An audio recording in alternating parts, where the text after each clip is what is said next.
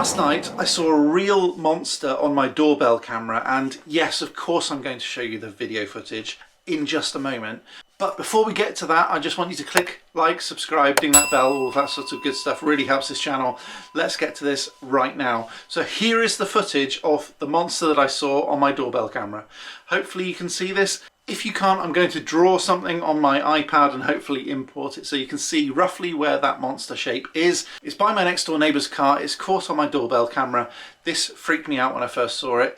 Obviously you can see that humanoid shape moving by the car, but it's much bigger than a normal human. And this leads into what I'm talking about on this video, which is seeing monsters. Where do you see monsters? Where do you see strange things happening? Now what's interesting is that sometimes you'll see in the paper like the face of Jesus Christ burnt into toast, or a ghost in a stain on a pillow. These sorts of things are examples of something called pareidolia. Now these long scientific terms can be very scary when you first encounter them. All it really means is seeing something in a fairly random pattern. Imagine looking up in the sky and seeing a flying pig. I'm not talking about an actual pig, I'm talking about a cloud that looks a bit like a flying pig. One image that's doing the rounds on Facebook at the moment is this image here, which says that if you see a mermaid it means one thing, and if you see something else it means something else.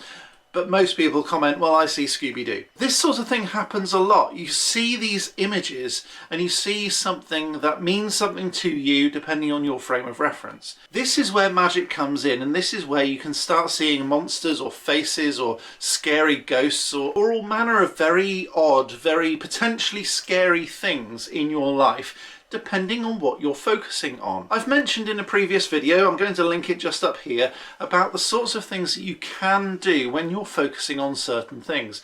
So you can manifest stuff. If you want to be lucky, you can be lucky. If you want to create something, you can create it. It's already out in the world at the moment. Just depends on where your focus lays and what you change your vibrational state to. Now this is a very spiritual way of accounting for all of this stuff, but it also has a basis in psychology. So let's stop talking about vibrations and start talking about psychology for a second, because this is based in solid science. If, for example, you are pregnant, you'll start seeing pregnant people. If you're buying a brand new car and it just happens to be green, you'll start seeing green cars. Or you might start seeing the brand of your car regardless of colour. You might start seeing all of these different things that are happening in your own life that are dramatic and important to you starting to happen in your world. These things are happening already. It's not like you're creating them, it's just that your focus changes to be on the sorts of things that are happening in your world. So how does this affect the monster that I saw? Well, it's clearly not a monster, but it is strange.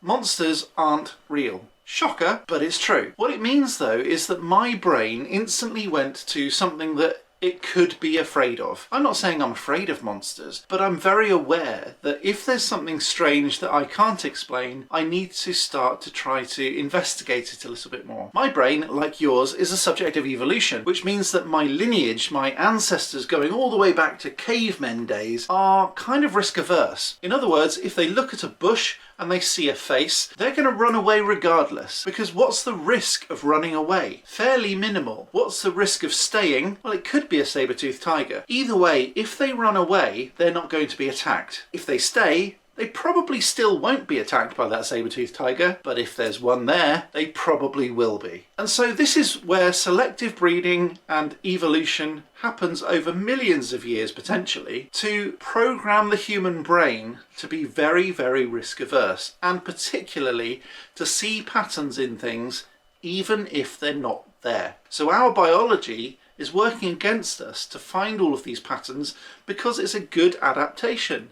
You look in a bush, you see a tiger, you run away. You look in a bush, you don't see a tiger, you either are very lucky or you get eaten. Even that small likelihood of a tiger being there is going to change people throughout the ages to be very scared of bushes that rustle in the wind. And that's exactly what my monster was. Just bushes rustling in the wind. And you can tell that from the light that's chinking through the trees and the bushes that look like maybe it might be a humanoid figure behind the car. To confirm, I did look out of my living room window at that car. I couldn't see anything there, but I was still holding my phone in my hand, looking at the app, looking at the monster that was there on the camera. It was just a different angle. From that different angle, it didn't look like a humanoid figure anymore. Either that or it was invisible to the naked eye and only visible on the camera. I hadn't considered that until now. Scary. So there you have it, Pareidolia. Weird effects, but it's totally based on science,